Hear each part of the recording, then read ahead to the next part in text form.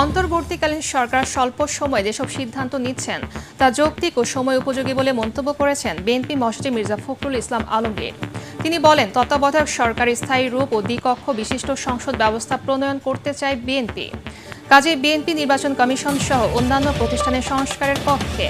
Singapore থেকে চিকিৎসা শেষে দেশে ফিরে হজরত শাহজালাল আন্তর্জাতিক বিমানবন্দরে সাংবাদিকদের প্রশ্নের জবাবে এসব কথা বলেন বিএনপি মহাসচিব।